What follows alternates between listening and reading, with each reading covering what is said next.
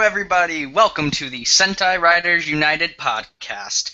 I am your wonderful host, Gaim, aka Shinken Blue, aka the Toku Buster, aka all these other names you want to call me, and welcome to the podcast. And I don't really have much else to say, so let's introduce the rest of the people. So we are first going to introduce my wonderful compadre, the toy man, if I want to call him that, CJ. I guess Toy Man's going to be stuck with me for a while. Hi, how are you? Next up, we are going to introduce the fabulous guy himself, Volt. I don't really know what title to give all these people, so...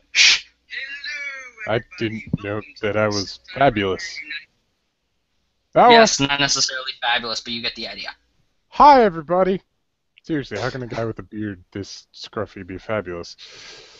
Well, it depends upon how you want to describe fabulousness. I'm trying the best I can with the names. I haven't done this in a while, so bear with me. Anyways, then we have our last member for tonight. We have Dylan.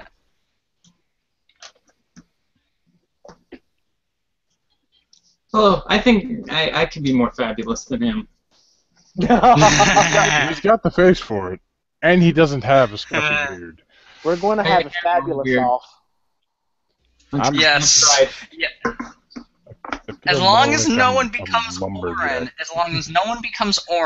then we're fine. And I'm getting there. Pardon? Pardon? Sorry, weird Kamen Rider reference. Anyways, so unfortunately, Sebi and Adrian are going to be out of this one, so it's just us four. Kind of unfortunately, but secretly kind of for the better. No, I'm kidding. I'm kidding. just for thematics reasons, dibs on Kintaros. What? I take Ryotaros. Damn it! I wanted Ryotaros. I take Ryotaros. Okay, I called Denim. Ah, but I was going... But he's not showing yet. Wait a minute. You can't have Deneb. You have to take either Momotaros or you have to take the womanizer Urataros. I already took Urataros. So he's stuck with Momo. That means Dylan's a peach.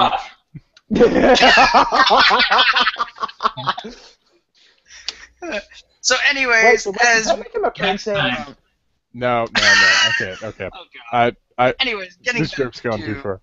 Anyways, back to what we were saying. Today we are going to be covering the first 14 episodes of the fabulous show from 2007. I keep using the word fabulous a lot. That's weird. Anyways, Kamen Rider Den-O! Woohoo! But first, we're going to have to get to our, of course, the news of the week. So, we actually, before we get to the news of the week, I was actually able to finally figure out how to get these freaking links in the description while the podcast was going on live. So if you actually want to look at the articles while we're talking about them, look in the link down below, and all of them will be down below for your viewing leisure, whatever. Viewing pleasure, thank you. He's a lot better of a speaker than I am, unfortunately. And yet I'm still the leader because screw logic. We're going to have to talk about this. Moving on. Anyways, so we're first going to talk about some news about Kamen Rider Gaim, which, according to a Rakuten listing for the Superhero Time Autumn 2014 photo book, it confirmed that the final episode of Gaim will air in September, which means that due to the Drive toys being released in October and all of the stuff going on here and there, that Kamen Rider Gaim will have at least 47 episodes. So, what is everyone's thoughts on this? I want to hear everyone else's before I say anything. Well, it works. I mean, most of them have ended. Most Kamen Riders recently have ended anywhere between 47 and 49. I think Wizard ended on 51, 53. But technically, no. 51 was the end of the actual series, and then 52 and 53 were the ones that were kind of extra. Yeah. But since we're talking about Den-O, Den-O ended on 49. so it works, you know. Yeah, it sort of works. And with how popular Gaim is, hopefully we get more Gaim content in the future, maybe a V-Cinema or something. We haven't had one of those for Kamen Rider in a long time. Well, the one thing that I do hope we get, one thing that I hope that they will get to, and I'm sure they will, but there is the possibility that they'll drop the ball on this, that we get a definitive ending. With Urobuchi? That's been my understanding with this person. So, you know, Urobuchi, like, his writing usually leaves very kind of open-ended endings that sometimes are either really flat or confusing, and sometimes the confusing ones feel intentional, so you'll talk about his show. And again, I've heard that he's taken a very different writing process with Kamen Rider, kind of like how he just finished writing the last episode. Kind of. But his writing is weird, and it's mostly due to the fact that he's very anti-trope. But the problem he faces right now is the fact that in his process to avoid use. Well, no, he's actually avoided a lot of tropes. But in that process, he's actually created his, like, he's like, here's the box. Here's the box that's outside the box that everyone else thinks in when they're trying to think outside the box. I'm outside that box. But that doesn't mean he's outside the box in general. That's the point. Well, he kind of creates his own, he has his own staple of Urobuchi brand tropes. Like Gaim has... Uh-oh. Dylan, no. Dylan, you went Gaim ha. Oh, sorry. Yes, I can hear you now. I felt like Gaim has been nearing its conclusion for a while now. It's pretty consistently felt like it's been nearing the end. It feels like that, yet it doesn't. I still stand by that we've been on this Michi plot point for about 5 episodes too long. It's gonna last the rest of the series. Yeah, no, it's agitating. Yeah. For me... Recently, that we aren't talking about. Yeah, we're not going to talk about that. Yeah, for me, we're not going to mention anything having to do with Michi at the moment, because we all want him dead. Though, yes, that's correct. All of us do want him dead at this point. But either way, I actually think the idea of having 47 episodes is good, especially because that shows that hopefully there won't be very much filler. No, yeah. Filler. Well, any more filler that's not already been put in there. Yeah, I hope exactly. Because there have been 3 filler episodes total in Gaim, if you want to call the Tokuger Gaim special, and then we have the Watch Our Movie promotion for Kikaider episode, and then our tie-in to the Watch Our Gaim movie episode. Pretty much. Pretty much. I didn't expect those episodes to be as good as they were. Me either, and I still think the Gaim Tokuger crossover was so great because Urobuchi and Kobayashi have worked together before. Well, that's like the meme that I see going around, though. It's the scene where Takatora is in his tower on the phone, and someone's like, "What's that noise going on back there?" And he's like, "Robots in Japan. What do you think?" Give me just one moment. You just reminded me of the meme. No, I'm gonna do it. I'm gonna do it. I'm gonna pull up the meme. Just give me a moment because I worked hard in this meme, and I'm not gonna let go for absolutely nothing. Carrying on. Carrying on. Yes. Anywho, Yes, so carrying on. anyway, my wayward son. Anywho, so I think it's actually going to, I think right now, and then we'll move on. Gaim is so far ending on a good point. Yes, the Michi thing is getting beat over the head, but we're soon going to see an end to that. Spoilers. But I don't know. We'll see how that works. Give me literally just one moment. Gosh darn it, where is it? It'll be weird. There it is. I got it. I got this. Okay, let me bring it up on screen share, and here we go. That for you. There you go. It's a thing.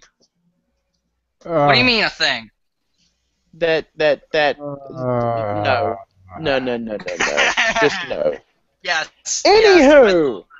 Anywho, getting to the actual articles of interest after my terrible memes. Now, just for the heck of it, we have an article about the opening theme music video for Gaim that includes Kota, Kaito, and Takatora all lip-syncing to the entire thing. The entire theme song and everything. They're not lip-syncing. Well, they're not just necessarily lip-syncing, but you know. They're not trying to lip sync at all because the video, as far as I know, actually doesn't have lyrics to it. It's the instrumental. Yeah. Well, no. The video on YouTube is the instrumental. It was switched with the instrumental version due to copyright reasons. The actual one is actually on TV Asahi's Gakusano Today page. So if you actually click that link, that will actually have the actual video with the song and everything. But it does not have them lip syncing it, though. Yeah, and not to necessarily. Me, I've watched this, and it really confirms something that makes me happy with writer casts, and that is they're really good friends. Yeah. For a good long while, the four writers of Blade, when it was going on, were just like the best of chums, and they hung out a whole bunch. And it's something that happens a lot in writer. I mean, look at aging actors. Mm-hmm. It happens a lot in Sentai and Power Rangers too. They just become good friends by the end. Yeah. Unless you're the Wild Force cast.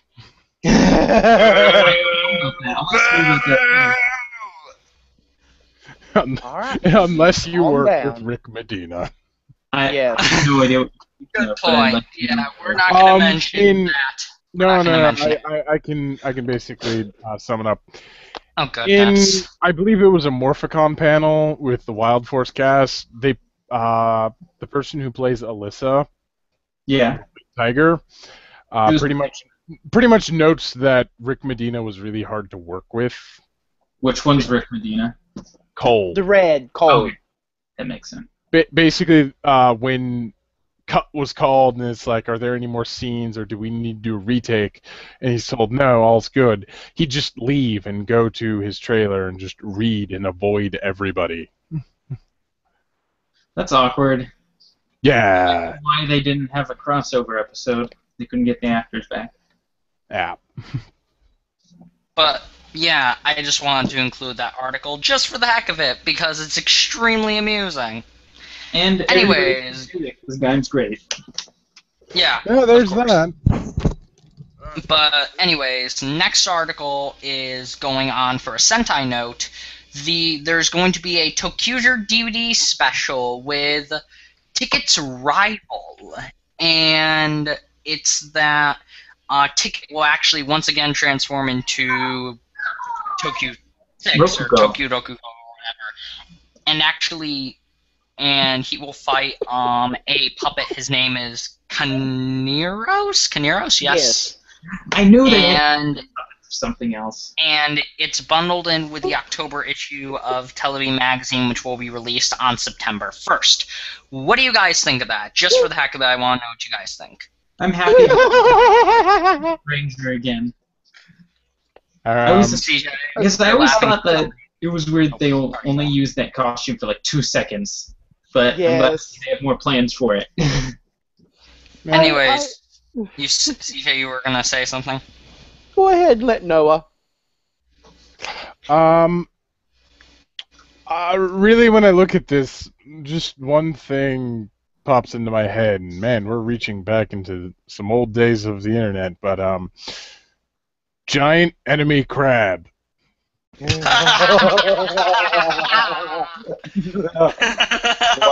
that is old. Holy Jesus, that's old.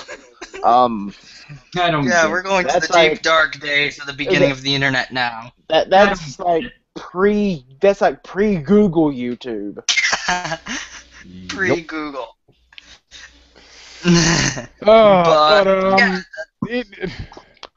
It seems interesting. I want to know the story of Kaniros.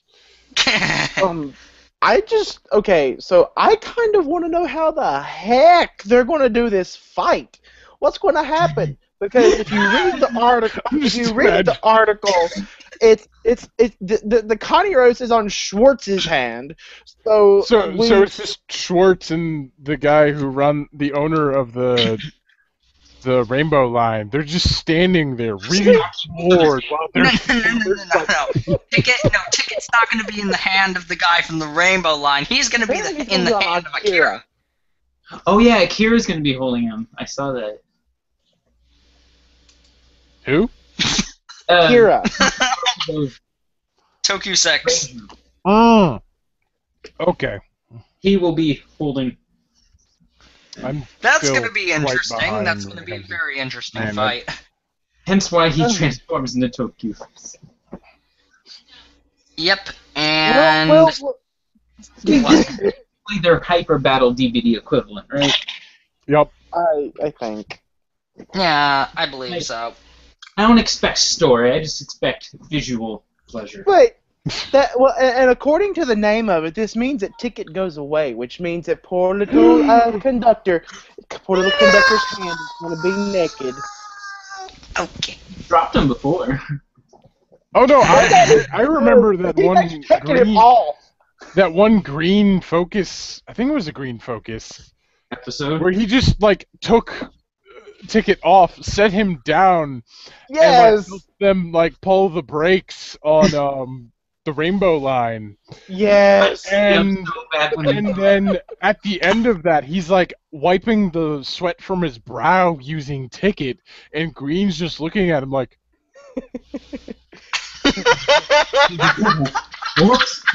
No, he's got the look of I knew it. He's like, but no. Then he's just like, I just won't talk about this. Yeah, I won't talk about this. How do they talk at the same time? I don't get it. Yeah, Tokuger is silly, but sometimes silly is really, really funny. Yeah. Anyways, moving on. Of the October issue of Television Magazine, Television Magazine is Television Magazine and Television the same thing? Oh wait, dang it, it's not. I was gonna make a transition and it didn't work. Dang it. I think. Okay. I think it is. No, Television Magazine and Television are not the same thing, unfortunately, even though they have such similar names. Anyways, so confusing. Anyways, the next article that we are doing is we actually not necessarily have confirmation, but we have rumors based on the October a blurb from the October 2014 issue of Television Magazine that they will unveil Kamen Rider Drive suit and powers. And the blurb states, Television October 2014 issue. Huge scoop on the new hero. The strongest new hero that no one knows about is born. The secrets of the new hero that has been surrounded in mystery will be revealed in a huge introduction. His special move, his appearance, his superpowers, and his super mecha? And in that case, that means that probably the magazine will be leaked within the last week of probably August. Yeah, we're probably going to see it well before October. Yeah, well before October, of course. So, what do you guys think of that? All right. If this is for Drive, I really hope that they can hold, because with this blurb, they're just like surrounding Drive in this cloud of mystery, because they really just wanted to be a secret reveal. And I remember something that's actually quite interesting at this point, because I believe Drive is going to be the 20. He's like 25th something when it comes to Rider. I think the 25th series. Let me check actually. Wait, what? The 25th. Like, I think he's the 25th actual Rider series. He is. Well, let's see. Hold on. Forza was for 40 years. Gaim was for 15 Heisei years. Yep. We don't need any No, it said that it will be the 16th series in the Heisei period, but the 25th series overall.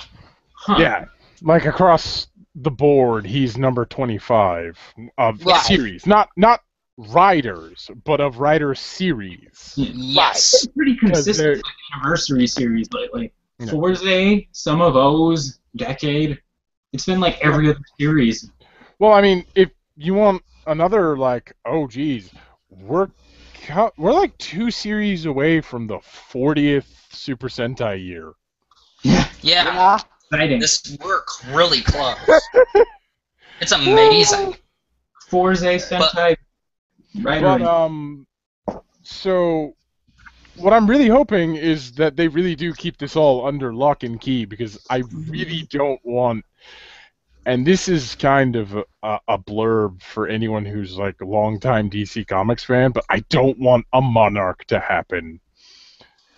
I kind of get it, but I don't. To sum it up for everybody, in DC Comics they had this event that was leading up to, with a villain by the name of Monarch, and it was leading up to a big reveal that the guy inside the suit, the Monarch suit, was longtime DC hero Captain Atom. Ooh. But someone in DC decided to leak to the press that about 2 weeks before that issue was going to go out that it was Captain Atom in the suit. Oh. That always happens. So DC scrambled and just like switched it to some, like, I think it was Dove of Hawk and Dove. Wait, they changed. Yeah, they changed it. That's not no Route of Action. Yeah. What year was this? I don't remember. I think it was at the start of the millennia. In the 2000s, because it was like No, I don't remember. I know the thing was like Armageddon 2000. It was something 2001, but yeah, I really hope Drive doesn't get a Monarch event, because that's where it gets leaked and they change it. Yeah. Yeah. What I'm that was Rider. Sorry, go on, Thomas. Sorry. I am pretty excited to see what Drive is going to be, and I know we've covered the stuff with Trideron, we've covered the toy stuff, we've covered all of that stuff, but I'm really excited to really see what it's going to turn out to be, and sorry. The only thing is that I would see the fandom in general get a little bit peeved at having to wait all the way until the beginning of September to see stuff for Drive. But at the same time, it actually makes sense to me, because if you think about it, most stuff, like with Gaim, the reason that Gaim was shown so early comparatively to when it started airing was because Wizard was getting ready to end. It just had those extra few episodes that came after it, and whatnot. I heard they added those episodes because they wanted to delay Gaim for 2 weeks because they weren't ready. Yeah, that's the story that I hear as well. That's what I hear. So, in general, if you look at it from this way, usually most rider information is released about a month or a few weeks before the next show, before that show ends. So, in this case, yes, it would be late, but comparatively, if it's beginning in the beginning of October, like Gaim did, then that would make sense if they're planning to do that. So, it going in the beginning of September, then that would make sense. So I think what we just have to do is we just have to wait, and we have to look forward to see what's going to be next. Hopefully everything will go well, and hopefully the hype will pay off.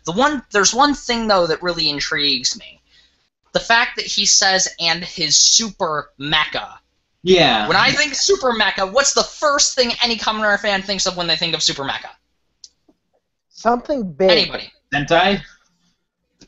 The series, the show that airs right after it? No. Super mecha. Think mecha. Noah, you should be getting this one. Mech. No. I know who you're talking about. You're talking about the Dizer. Thank you, Powerdizer. Thank you. Oh. But I'm also trying to remember if they've had a mecha before the Dizer, and I'm kind of drawing Well, it. they had Autovision. They Yeah, there it is. Oh, could be that. They had the big wizard dragon was kind of like a. Kind of. I think Powerdizer. Well, see, here's the thing. When I hear Super Mecha being used in the term of Kamen Rider, I think of, since we're talking about Dino, I think of like Denliners. The thing that is used to attack and destroy the big monster. So like in Kiva, you have Castle Doron and Shodoron. In Dino, you have the Denliners. That's what I think of when I hear Super Mecha. Yeah, for Kamen Rider. Whatever the Super Mecha is, that might be his car. Could very well be. I feel like that's probably his car. Maybe the car itself, or the car transforms into something. Transformers. We have enough transforming cars.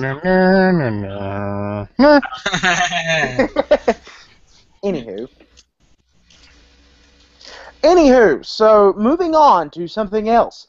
Just so we can move on and get to our actual topic. Okay. So I will let CJ introduce this one since he's a huge fan of this. So CJ, just take it away.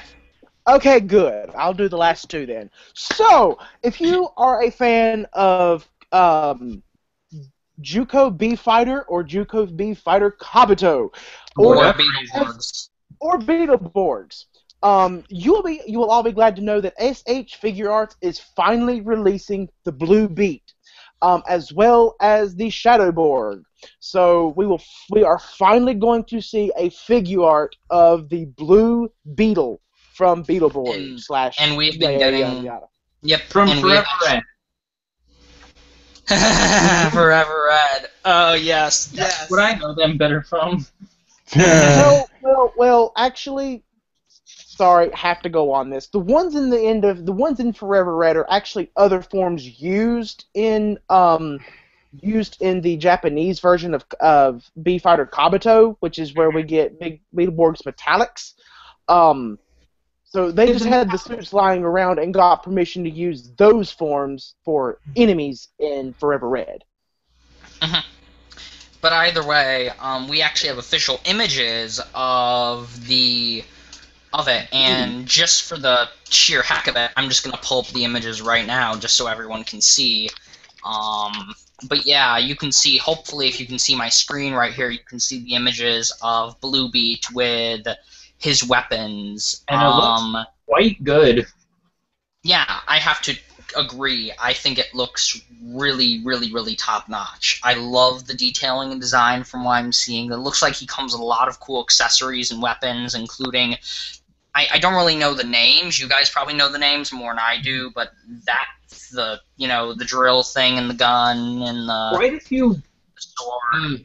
design details that I haven't seen with figure arts before, especially with the legs. Yeah. Yeah. And what I love, though, is I don't know if it's just me, but what I love is that because of how armored the suit looks, the joints actually aren't that visible. Like, you can't see all the seam joints. You can see kind of some, but they blend in really well because of the armored effect on the suit. So it makes it look really top notch. At least It to me, it reminds does. me of the Space Sheriff figure arts in a lot of ways. Yeah. Just less shiny. Yep. Alrighty. But and then the last one we'll talk about. Or Volt, you wanted to say something? I just want to bring up the fact that, man, even by figure art standards, he has a lot of accessories. Yeah. I would have to agree. He has a lot. He's got one tiny gun and then 2 big arm mount weapons.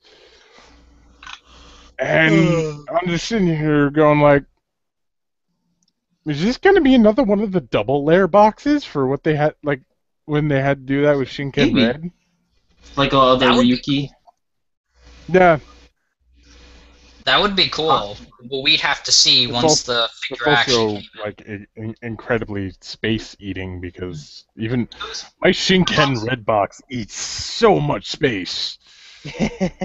I see them. Do you think we'll ever see a figure art with the Kabuto renewal type again? I was kind of hoping that would be the standard. It seems that was a one-time thing. The what? The super fancy box that Kabuto renewal got. Oh. And then afterwards, all figure arts released after him just had the regular old figure art box. I thought that was supposed to be like a new breed of figure. I thought that was just supposed to be how figure arts work from now on, but it seems like it was just kind of temporary. I also thought they were going, because when that stuff was coming out, they were saying, yeah, we're going to be doing this to a lot of the old figure arts to bring them up to our new standards. And we nothing. We haven't heard anything. Which really sucks. I would love a Gattack renewal. Do you think it's possible Kabuto renewal didn't do very well? Probably. Probably. Yeah, that would make sense. Though I do believe that the design of the renewal Kabuto actually looks much better than it's amazing. Yeah, it's a lot better than the original Kabuto, the first one that came out. Any other figure art? It's the most expensive full release figure art I can think of. Yeah. It's like $50 compared to $40 usually. But either way, getting to the last article we want to talk about, CJ, take this one away. Okay, so this is kind of left of center since this particular article is not directly related to Toku, but it's directly related to the actor who plays Ryotaro Nogami in Deno. His actor by the name of Takeru Sato is actually Rurouni Kenshin, and they just recently released a new Rurouni Kenshin movie. And if I understand it correctly, and I am looking at this, and it is true, Takeru Sato is still playing Rurouni Kenshin, as he did in the original live-action movie. So that's kind of just like a little, hey, if you like Deno, if you like the way Ryotaro is, go watch Kenshin. It'll be awesome. Because he's by the same actor. It's the same actor. But that actor also has his own complications when it comes to Kamen Rider, as a lot of people know if they went. Well, all Kamen Rider actors have their flaws. All of them do. But at the same time, Specifically, though, left for the movies. Well, I think that was personal things, though. I could be mistaken, but I'm thinking that was personal things. It wasn't that he was being told, hey, you're not coming back, we don't want you back. I think it was more so he just didn't want to do it. Yeah, I was kind of... I do remember seeing something... I remember the Rurouni Kenshin movies, they announced the third one, before the second one was even released. Well, yeah. Film 2 and 3 like at the same time. Well, there's supposed to be one more after this one. There's supposed to be like 3 films total. So there's the original one that came out whenever it came out. Then there's this one that's coming out September 13th, and then there's supposedly one more after that. Yeah. So maybe they're just going ahead and getting us hyped up for when we have for when that next movie comes out. So I heard that they were very close to each other. That while 2 releases this year, 3 will be out by next year. Right. At least that's what I heard from press releases a while ago. That could have changed. But yeah, anyways, now that we've gotten past Ronin Kenshin, let's finally get to the topic of the actual podcast of the first 14 episodes of Kamen Rider Den-O. And just for the sake of actually being able to follow the episodes this time, I actually pulled up all of the wiki articles for the episodes so we could all talk about the individual episodes and then put our conclusion at the end. So let's first talk about keep it short and sweet. Pretty much. With the episodes, and then if we need to go on specific details, especially with that specific episode, then we can do that. But either way, kind of this is only the second time we've done that, so bear with us. Anyways, hang on, pause for 1 second. According to someone that I am talking to on Facebook while he's watching this podcast, apparently the third Rurouni Kenshin is going to be out in October or November, so it's going to be rather quick. Yeah, very. Yeah. Wait, this year? This year.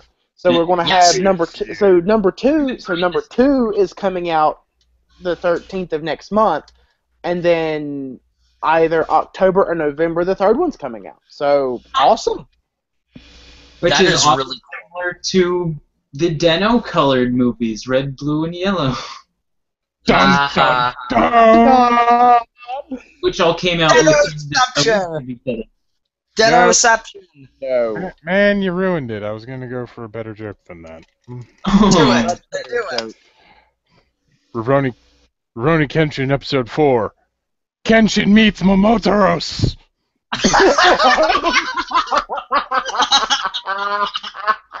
That would be amazing. And then Rurouni Kenshin henshins into Den-O Musha. Where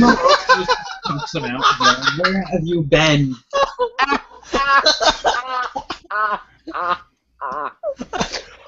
Alrighty then. You karate bastard! Okay. As Momo would say. Anyways, let's finally actually get to this thing. So, first episode, Here I Come, or as Momo would put it, Ore Sanju. So, what did everyone think of the first episode of Den-O? If we're going to go through this episode by episode, what is everyone's thoughts on this? Dear God, Ryotaro Nogami is freaking unlucky! Yep, yeah, that's a running gag throughout the entire show. So the first time I watched it, I was really unhappy at the first episode, because I didn't feel like he made a good writer. I didn't understand why his character was what he was. But as it goes on, you grow to like him. Alright, I think me and CJ are going to be the ones who are going to kind of talk outside the episode boundaries, because really, I've seen the whole thing twice. Yep. Now then, I actually prefer characters like this. I enjoy when the story goes, and this is our hero, ladies and gentlemen, and you kind of are just like, really? That's the hero? Really? Him? You sure it's him? Huh. Why not the hunk over here? Yeah, and that's been one of my favorite things that Japan does a lot of times. And some of the more less talked about motifs of the show also come into play on why Ryotaro is the way he is. Like a lot of the show's morals is basically about growing up.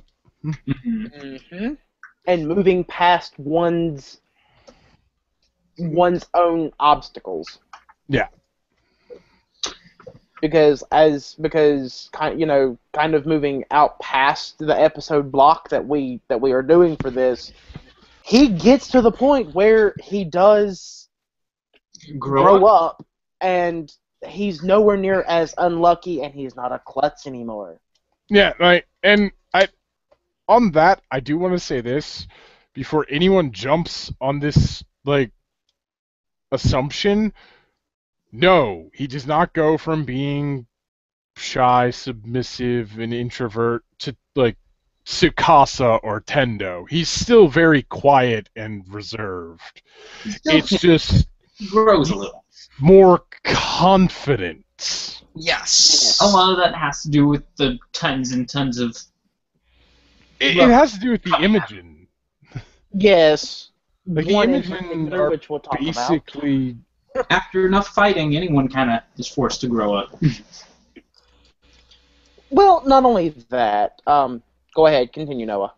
I just when it comes to the first episode, I think it's a great start.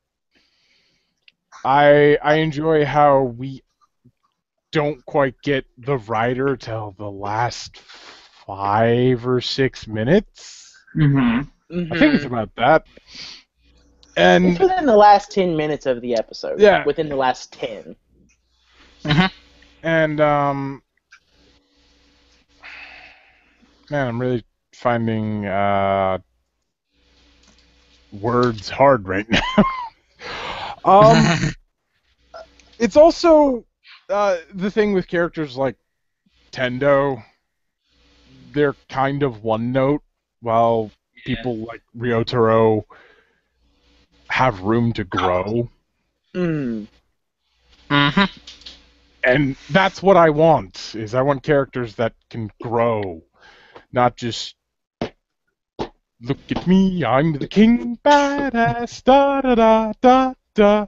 Nothing phases me, ever. Yeah, when a character starts when a 50-episode series starts out with the character already being perfect, it causes problems. There's no room for any development. It's why in this present day that Tendo Soji is actually called a Gary Stew at the point. And why a lot of people consider him to be the worst part of the series, which is funny because he's the main character. Yeah. Yeah, for me, I love Ryotaro because just of that, as you said, I know you guys have kind of stole my thunder at this point, but that he, for a series this long, he is kind of starting from the bottom in this case. He really is able to work up his way and able to develop, and even through only the first 14 episodes, we're getting the sense that he's growing and doing more things, and that he's getting at least a little bit more confident. I haven't watched the entire series. I've only watched through 1 through 14 intentionally, because it's my first time watching. And after I'm done with this podcast, I'm going to freaking binge watch the series like it's nobody's gosh darn business. But I really do enjoy Ryotaro and his character and his personality. He's very quiet and shy and introverted, which I can relate with. Me, I wasn't as, bombastic as I am, as you can see me on the podcast. I was when I was littler. I was a lot quieter, and I had a lot more social problems. So I can definitely relate to Ryotaro's character, and I can understand his problems, what he's going through, and that he's starting from the bottom, and that he's able to develop. The fact is, he has room for potential and development, which is what I want in a Kamen Rider show. That's what I want. I want a character who can develop and grow and change and do all of these absolutely amazing things you can do with a show. Mm-hmm. Yeah, I know. So I know he transformed in episode 1. Did he transform in a sword form, or was he just the blank form? He did both. I believe at the very end. In fact, to heck with that, I'll just go check real quick because. Well, according to what I'm seeing here on the wiki thing, yeah, he transforms and does the finisher and everything. Okay. Yes. I really like that series where, at least most Toku series, where they don't transform too quickly. Like, for example, slightly off topic, but a lot of my favorite Power Rangers first episodes are episodes where they don't even transform till the second episode. Right. So I like that a lot for Kamen Rider too. I can't think of any off the top of my head, but that have done that. But I'd like it. I like when they give it a little bit of time to establish the character before they have them transform. But yeah, first episode, really good episode. I really like the introduction of everything. The funniest moment in the entire show so far for me was in the first episode, and it was the one, all of you probably know this, it was the scene with Ryotaro and the bike and Momo in the sand, if you guys remember that. It's the one where he's like rising up from the sand, he's just like, I can grant you one wish, and then he just gets run over by the bike. Oh, that was a great. That was just. It was horrible, but God, that was funny. That's once again, to me, one of the charms of the show is its humor, which is a lot of the time what people beat up on, saying, "Oh, that's not humor," and it's very Three Stooges, which is good. Or in this case, wouldn't it be Four Stooges? Wouldn't it be Four Stooges? Well, it gets to like Seven Stooges. It gets to a lot of people. Yes. But I think you're all getting the idea, and what's weird is that with most Kamen Rider shows, when they do humor, I like sometimes chuckle, but there are very rarely any times that I just immediately burst out into laughter, and that was one of the few times it was just like, I can grant you one wish, and immediately I just burst out laughing. And it just has a lot of those points where I feel like I have to pause the show so I can go laugh for a bit, and then I'll come back to it later once I've like calmed down and can stop laughing. That's exactly how I am with the show. It's that good with its humor. It also, to me, and again, this comes in areas that are past the episode marker. There are some parts that will make you cry. Uh-huh. It gets really sad. Yes. The secondary writer specifically has a much more story to him. His story is much more serious, but there are also moments that, again, the show's main moral is learning to grow up, and that means learning a lot of things that are painful. Which has always been one of my favorite things about Den-O, how it can be so childish, yet at the same time be one of the more mature Kamen Rider shows. Because to put it simply, for those who know what I'm talking about, you'll know. But I'll also put it in a way that won't super spoil. But it goes through the hardest part of learning to grow up, which is learning to deal with loss. Yeah. Yes. Especially when you get to some of the later movies, like I think it's episode Blue or Yellow, one of them. Yeah. Anywho. So. Yeah, one was a great not finale. Moron. Dang, that is the shortest Kamen Rider series in the world. It's like, like Momo kicks the butt of the Bat Imagine, then it's like, Momo says bye, Bat Imagine kills Den-O, series done. Yeah, Bye, still longer than Kamen Rider G. That's still like twice as long as Kamen Rider G. Still. Yeah. Yeah, we're not going to mention Kamen Rider G, though. Anyways. That's for another time. Episode 2. Yeah, but anyways, let's see. Episode 2. Episode 2 is kind of a continuation from Episode 1, so I think the best thing to do with these is to go through each of the two-parters, so talk about both episodes in one, because it's essentially the same story. It's just one's a continuation from the next. We at least... the thing is actually with this one, each episode is a continuation of the last. So it's really not a good idea to do it in that manner, because each one is literally a continuation of the last. Yes, but at the same time, all of them are specifically split up into two-parters. Yeah. Anywho, Anyways, So, but second episode 2 we get to... is when we have the actual name of Momotaros. Yeah. Yes, of being Momotaros.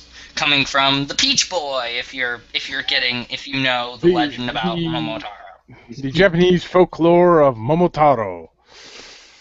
And that's actually one of my Chinese. That's actually one of my Zodiac books, not my Zodiac, my mythology books. That whole story. Yep. Awesome. Mm-hmm. I think all of them. You don't get to my favorite Taro story until like later. What's funny is I think all of the names of the Imagine, at least the main 4, are based off of specific legends. I think. Actually, and this is where I'm going to kind of make a nod towards something that aired alongside Den-O after a certain point, about after Ryutaro shows up. They started airing the Imagine anime. Oh, yeah! Which, there's actually a whole 2-parter of that, which is basically Ryutaros asking, well, you're based on Momotaro, you're based on Urashimataro, and you're based on Kintaro. What am I based on? And they start making up lies to at the point of like breaking down because Not anything. Yes. Hey, little dragon boy. Yeah. But we'll get into him in a bit. But yeah, episode 2 pretty much being somewhat of a continuation of a continuation, quote unquote, since it's 2-parter of episode 1, that the Betty Imagine is alive. And the thing that intrigues me, here's the thing that intrigues me, and this is just with Den-O in general, is of 2 things. One, what in the living heck is a singularity point, which they do kind of somewhat explain a little bit later in the show, which we'll talk about. And then one thing that they haven't explained, though, and the thing that's really questioning me is that why are the Imagine going into the past? Like, I know they try to fulfill the wish, but then they go into the past and they try to change history. I understand it creates paradoxes and stuff, but I don't know what goal that accomplishes with the Imagine, what it actually does for them specifically. Like, I know, like for example, going into that. I can answer that simply without giving out any spoilers. Continue watching. There's an introduction of one particular person that you need to see, and then it gets explained and it all becomes clear. And Noah, you probably know exactly who I'm talking about. Yeah. But yeah, the thing is the plan gets explained a little more in detail later. But they do, like, Hana, like, gives you a very bare bones explanation of what's going on. And the point of the paradox is to destroy a timeline. Mm-hmm. But I don't want to get into that yet. Not the greatest take on time travel, to be honest. Yeah, well, oh man, again, we have to go a little off the beaten path here, but it's like, one reason why I believe Den-O keeps coming back a whole bunch is Den-O is Toku's only actual stable form of time travel. Yes. Yeah. So far. Like, no one else, like, the Time Rangers can do it, but only from like the year 3000 back. Yeah, for being called Time Ranger, they didn't go through time very much. Yeah. Well, with Den-O, he can move in pretty much any direction he does. But he makes the Time Rangers look wimpy. Yeah. Oh, don't say that, or else the Time Ranger fandom's gonna. Oh God! Eject button. No. Eject. But either way, episode 2, continuing from episode 1, is good. Once again, the humor is spot on. As I've said, I love the humor in the show, and I love the way it all works together. and I love the Denliner, and I love the huge weapons that the freaking Denliner has to destroy the giant Imagine that's gone out of control. The Gigandeath. What I have to ask, though, here's the weird thing. Here's the one other question I have. Why in the living heck do only some of the Imagines go out of control? The only reason I feel like they go out of control is when they debut a form. When they debut a form and they destroy the Imagine, it goes out of control, and then that debuts their liner and everything. But besides that, why do the Imagine go out of control? That's the only thing I have, like, legitimate questions about that I don't know if it's going to be explained or not. I really can't give a major explanation to that, because it kind of just doesn't get explained. It just kind of stops after a point. Yeah. Well, okay. You know, I know this is kind of going off onto a different Kamen Rider series in general. Look at Kiva. If you've watched Kiva, why did some of the Fangire go from being small to then really big? I mean, it's not explained. Yeah, it was to show off Castle Doran, but yeah, that was it. Like Deno and Kiva tried to like instill this, like, to give them a parallel to Super Sentai, like their own giant robot battles, but they don't have robots. They have like Castle Doran and the Denliner, and I was consistently hoping the Denliner would combine into some sort of giant mech. That would be kind of interesting. If that happened, if that happened, I only have to say that with how many colors they have going on there, they have to do one and only one, and I'll form the head joke. I know for a fact Momo would do that. The head. Momo will form the head. Of course he will. Actually, I think of all of the trains, the only two that I think could form the head properly are Kintaros's and the Zero Liner, which we'll get later. Which no. I mean, I'm looking at my Denliners, and the ones that would form really good heads. If you actually look at Ryotaro's, when the dragon head comes out. Yeah, the dragon head. And then isn't that a little bit biased of you with your fandom of dragons? No, that's just completely unbiased. Everyone likes dragons. That's dragons are great. Unbiased. Because I mean, really, there's only 5 of them that have something that even looks remotely like a face, and that's Kingliner, Galliner, the Drill, basically all of Zero Liner, so the Drill and Naginata, and then the Ryotaro, Ikazuchi for Ryotaro's. I also think Kintaros's does, because it has the Night Grill. Kind of. I mean, kind of. But yeah, but that's getting way off topic. Yes. Yeah, no, that's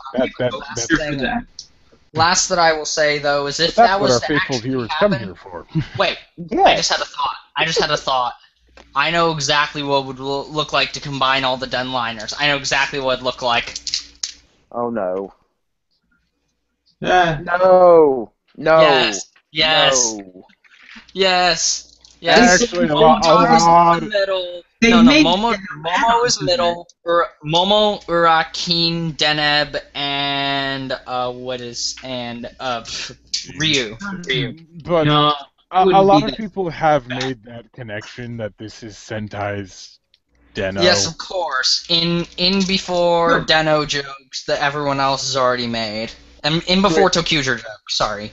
Yeah. Okay, so maybe the whole going by episode thing isn't working so well. So I have something I want to No. That's partly my fault, and I am sorry about that. If you want to go by that, fine. If not, I'm cool with that. I'm fine whatever way. I'm just trying to maybe go through the episodes, at least have some sort of structure here. But it's good to go a little bit off the rails. No pun intended. Well. I know we have. I mean, I mean, going at this pace, it's going to take us forever to go through every single episode individually. So maybe So we just should hit on probably the go through the major main ones. as a whole. Yeah, let's see. It seems like the one thing I do want to talk about with just the episodes in general, there's a couple ones that I do want to talk about specifically when it comes to moments, at least moments going through the episodes. I really want to talk about near the end of episode 4 because I love moments. For some reason, I love the filler of 3 and 4 because for me, I don't. This is something that happens throughout the entirety of the show, but I understand why it's happening, but just my senses always kick in when I see one of the Imagine getting ready to possess Ryotaro, and I'm like, come on, stop possessing Ryotaro. Why? Why do you have to make him go through this? But what's funny, though, is that at the same time, I really like what he does in episode 4, that Momo just keeps possessing him and doing all of these things, and then he just goes into platform and just essentially he forces Momo to apologize, because if not, Deno's going to die being in platform. And he has the guts to do that. For some reason, for me, for Ryotaro to do that and have the guts for that is really cool, in my opinion. It I shows love that. how much he was fed up. Yeah, Yep. definitely. And much worse is yet to come. Oh yeah, no. Moments like that are going to become really common. Yes. Yeah. Where Ryotaro will just like flex his spine of steel and just No! Don't Yeah. do Well, okay, so I think one thing that we do need to talk about, though, in this is the personalities of the four primary Imagine, because in this 14 episode span, we get the four primary Imagine. Yeah. There's another one later on, but we won't talk about him. 2 more later. A little more later on, but we don't talk about him. We don't like him. Stupid little white bastard. Anyway, I like him. hey! We're just smack talking Siege, aren't we? Gosh darn it! yes, we are. Well, I am smack I love talking him because Siege. I wasn't going to say name, well, okay, I wouldn't have a problem with him if he wasn't so damn arrogant. Anywho, beautiful. Well, he's refined, cream of the crop, top of the world. He has a right. He's the madness. he ain't God. All right. Though when we go through each of the personalities, there are a couple episodes I do want to talk about when we go through them, sort of going through everything. But either way, so we'll let's start with off Momotaro's. Let's start off with the obvious elephant in the room. We have Momo. Momo is a very bombastic, and what's the term you use, CJ? I use the term hothead because he's ready to jump in and fight you no matter what. I mean, you piss him off, you look at him the wrong way. It's Yes, exactly. Yeah, he looks, and I think it's supposed to be intentional, but with the red and the horns and everything, he kind of looks a bit like a devil. No, yeah. Which is, of course, well, I mean, yeah, it's called an Oni. Yeah. an Oni. That was actually a decade joke. It doesn't seem to have as many problems with the devil as the U.S. does. They can put him in kid shows. Well, Yes, yeah. Like, I was just watching Dragon Ball Z, and there's a character named Mr. Satan, and they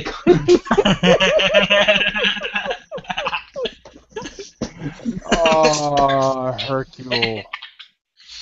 Oh, yes, The Hercule. world Gotta needs love more her. Hercule. But Mr. Sabal. yeah. To me, Momotaros is once again, and he wears the color that fits him the best, which is red. because he's the leader. Yeah, pretty much. But the color also matches the I hot-headedness. need a counter for how many times I say this for Deno, but like later on, that becomes more of a fact than we actually think it does, because he has quite a few take charge moments where he has to make the tough calls. Come on. Yeah, and even though he Especially is when dealing with Ryotaro. Mm-hmm. Yeah. Den-O, in essence, to me, has always felt like it's almost like a Sentai with one guy, though. Oh, It's like a Sentai, but they all take turns. Like, I never thought of that. You never thought of it that way? That's what it's always sent like to me. It's like, imagine if Tokuger, only one of them could be a ranger at once. So they all had to take turns. But they all had to, like, possess someone or something. that would be interesting, and That's I would basically actually what watch that. It's a Sentai I where would watch that like crazy. I would too. That is actually a really interesting idea for Sentai. That is an extremely cool. Yeah, where they all have to take turns, but none of them like to. All of them are impatient, and all of them want a turn. Yep. I like the idea. Hey, send that to Toei and Bandai. I'm writing this. I'm typing this up now. Please do. I don't feel like doing it myself. You have a direct line to them. No, I It have a would be direct awesome line if I to did. Toei. If I had a direct line to them, I'd have them make them an alternate ending for a whole bunch of shows, and do a whole bunch of changes to these shows that are absolutely terrible. It probably wouldn't do much good because I don't speak Japanese. I don't really care. Change the end. I'm just gonna go off topic. Change the ending of Decade, please. It's so confusing. There's a lot of things that Decay needs changed. Yes, either way. Off topic. Yeah. But So moving on off of Momotaros, we move to here's my Urotaros. imagination. Oh God, Urotaros. My personal least favorite. Womanizer. I actually His don't theme see song is his Womanizer. Okay, so this is a thing that I have to a lot of the times put my foot down on when it comes to Ura. I don't see him as a womanizer. I just see that as another way of him to tell lies. Yeah. It's more of I don't think he really gives a damn about the women. I think it's another outlet for his lies. He's probably Yeah. women, to be honest. Yeah. Say I was again, you more or broke less up a bit joking when during that. Seeing as he's, not human. Yeah. But yeah. So Taros was always a weird one to me. He had moments where he was really good, but then there are moments where he just was really bad. Expert to me always was his weapon. The fact that there's sword, there's gun, there's axe, and then there's a fishing pole. Just say Spy the word. really- Just say the word and let the internet giggle. It's called rod form. It's Internet, I'm just make sorry. jokes now. Get them out of the way because, we just get them We out of the way went now. there. Yes, We we went there. went there. I'm pretty sure that that's his weakest form. Also, I'm forgetting what it's, but the blue form. What? The one that Urotaros is? Yeah, Urotaros. Yeah, always that's rod is form. the weakest of the forms. It's called rod form. Yeah, rod form. I actually think that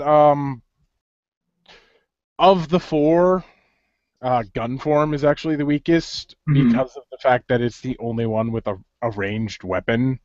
And ranged weapons don't do very well in Kamen Rider. So we're kind of jumping to 14 here. But in that fight, that gun is just wrecking house. Yes. But like, Den-O, you later see that gun form really can't take a hit. So he's kind of the definition of glass cannon. Yeah.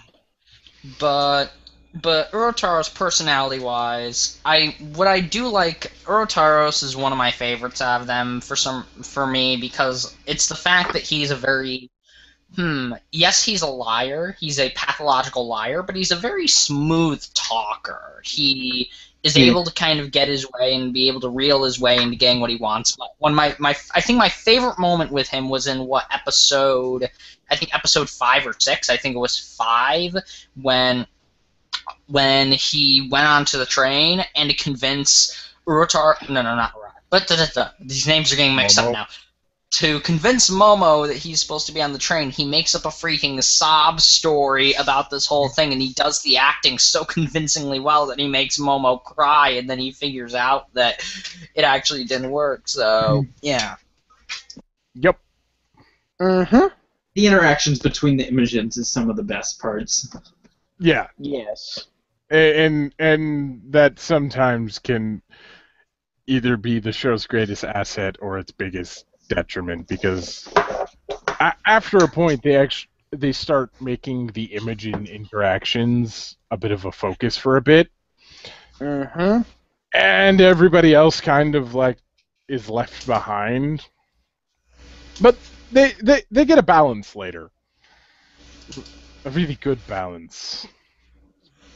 By the way, random thing, if any of your viewers are wondering, the camera, that was my mom right there. So, just random thing. Sorry, me being random, of course. Either way, back on this. But yeah, Urotaros, he's a very pathological liar. He has a very good way with words and is able to essentially convince anyone to kind of his own will. So that's really funny to me, and I just really like that because I'm not a smooth talker. I've never been a smooth talker, so to be able to have a character who's really good at really talking his way into people's hearts is kind of cool to me. I really like that aspect of Urotaros, even if he is a pathological liar. So, yeah. Alrighty. But anyway, going to Kintaros. Whoa! I love Kintaros. I cannot express in words how much I love Kintaros. I cannot express it. Sorry, Kintaros is awesome. One moment, what? Uh-oh. Seriously, but I have to do this. Oh, goodness. Alright, we're good. You're about as bad as I am, dude. Oh, dude. Kintaros is my favorite. Because I had a few years where I was very much like him.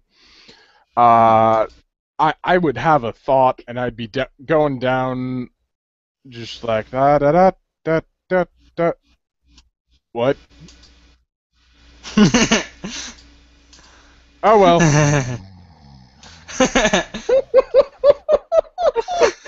And yeah.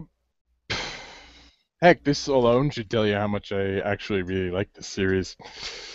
That and these are no, Dylan's gone. Oh man, we lost. He'll be back. Dylan. These are also kind of sadly inexpensive at this point. Inexpensive? Yeah, you could get a Deno belt super cheap. Oh, that's awesome. I bought 2 of these and gave one to a friend, and it cost me $60 after shipping. Oh wow. That's not bad. Okay, now I feel like I want to get a Deno belt now. Now I feel like I want to get a Deno belt, just for the heck of it. Yeah, now you see what I'm talking about. Yeah. I actually enjoyed Kintaros' story the most. Part of me thinks we should vamp and wait for Dylan. Vamp or splurge about Kintaros. Sorry, Dylan. Yep, sorry. I think I really enjoyed his story the most. Because of just how he started as one of the monsters of the day. Yeah. Yeah. That's actually the funny thing. That is kind of a bit of a spoiler of how he comes around, but yeah, he starts off as the monster of the day, and then Hana finds out that he's actually kind of a really nice Imogen. But you also get to see this very prejudiced side of Hana. Yes. Oh, hey! There's Dylan. A wild Dylan has appeared. Okay. Dylan, to catch you up, we were talking about how Kintaros is really, really cool because he started out as a monster of the day. Yes. Okay. Yes. I'm sorry. This is only the second time I've ever gotten a blue screen. The first time was also during this podcast. Very weird. Huh. Maybe the podcast is... Or Google Hangouts, because I know this is the only time I ever use it. I don't know, but I never usually get blue screens. But never mind me. Yeah. Gross is awesome, and I loved his introduction as a monster of the day. Yeah. I completely agree. I love the idea of I know I'm it's not really as much of a spoiler if you watch the show or anything, but to kind of really go into it a little bit, so that he takes over the body of a karate fighter who was like a really big champion, and then that person got sick. And then he wanted to fulfill the wish, but he didn't want to fulfill the wish in order to go back in time and change his past. He wanted to fulfill the wish just for the sake of fulfilling the wish. No other reason. Good intention. And that's what I love.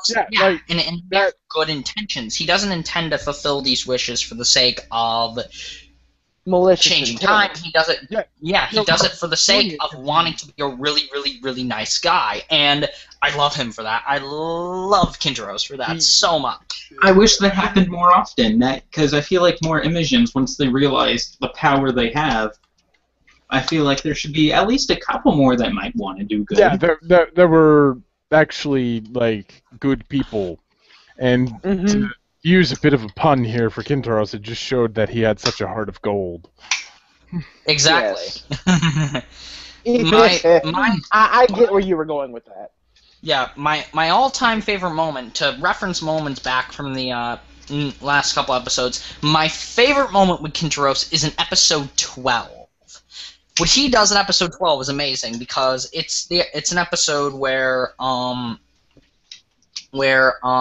let's see if I have the wikis up and everything. I'm trying to remember because I watched this episode a few days ago. I didn't watch it. I know right what I think I know what you're talking about. You're talking about when he is trying to get the one girl's dad to pay attention to her. Yeah, where he's running for the bus and trying to convince the little girl that the dad actually cares about her and all of that stuff, and possesses Ryotaro's body and tries to change the timeline. He tries to change the flow of time for the sake of making the lives of this little girl and her dad better. And it almost gets him jacked off the train, and he is completely willing to accept that. No questions asked. Yeah, but there's also the fact that like he's not only trying to do that, he's doing it in ways that is helping the Imogen of the day.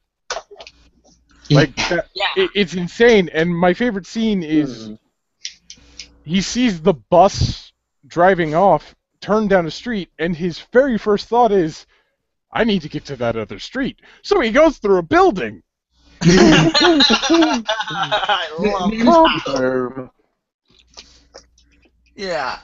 And yes, I'm kind of spoiling the fact that, oh hey, he almost got kicked off the train, but if we're going through the rest of the series, it's not really that big of a deal. You're discussing everything, but either way, I really do enjoy, like, once again, going back to that he almost gets kicked off the train, and he completely accepts it like it could happen at any moment, and like it was going to happen. And I love that, because it's like that he has no regrets. That even if he only fought as Deno, I think, twice before he almost got kicked off the train, that he still doesn't regret it, and that he wanted to do what he thought was right, even with the consequences, which makes him... I'm gonna kind of have to agree with Noah. He's actually my favorite of them, to be completely and absolutely honest. He's really good. I love Kintaros so much. My favorite bit with him, though, when it comes to humor, he is one of the funniest, because every single time, and this happens in all the episodes, He's sleeping. He's sitting in the den liner, and he's sleeping. And whenever someone mentions a word that is even close to the root, like nakiru or something like that, that's for the word cry, he immediately takes, like, what was it? One time, Momo was in his foreman, I think, and someone said, like, the word, like, that you're going to die or something, and it sounds like the word for cry. So he's like, he says that word, and then he leads it to being the word cry. He takes over. Yeah, and that's also a thing that just shows of the Imogen. Of all the Imogen, he's the strongest. Yes. He's incredibly lazy. Yeah. So he never really asserts dominance, which he could. Because he could probably beat all three of them up alone. But it's just kind of like, whatever. I don't care. It's always felt like the rest of the Imogen, he's very stupid, because that's just kind of a recurring theme with them. But at the same time, he's always felt incredibly wise. I feel like he's a lot older than the rest of the Imogen. While their ages are never said, he feels a lot older. I think that's intended. It's they definitely a lot of times in the show like compare him to being an old man. In like his mannerisms, his behavior, and just how he acts. The fact that he sleeps so much. The sleeping's also kind of in occurrence to his motif is that of a bear. That's actually what I was about to say, because the hibernation cycle of a bear. I'm actually trying to remember. I think when Kintaro shows up, the series, in the series, it's winter in Japan. Mm-hmm. I think. So something like that. Because like after a certain point in the show, he's sleeping less. Right. Maybe so I wonder if they just did that as a joke that he's like the bear, so he sleeps a lot in the winter. That would be extremely amusing if that was actually the case. I love that's my favorite part about Toku shows, when they have little details like that. Definitely. When you really remember someone's motif and give little things that you might not even notice. Anyways, though, going on to the last of the Imagine that we know at the current moment. Yay! We have Ryutaros, the child! Yes, the child. What's funny is that this Imagine doesn't come through the same way that the other two did, but that he comes through out of something that two of I can barely remember the names. I feel really bad for not being able to remember the names, but the two cafe people at doing the whole, tried to do some kind of therapy on him. What is it called? Super counseling is what one of them calls it. Mira or somebody calls it super counseling. Not exorcism, super counseling he calls it, I think. And he does it to try to bring out this dark part of him, and ends up with him being possessed by Ryutaros, and that Ryutaros has actually been staying in there as long as Urotaros has been in there. He's just been so suppressed within there that no one's been able to notice. Yep. And then he comes out. Oh, God. Everything is just,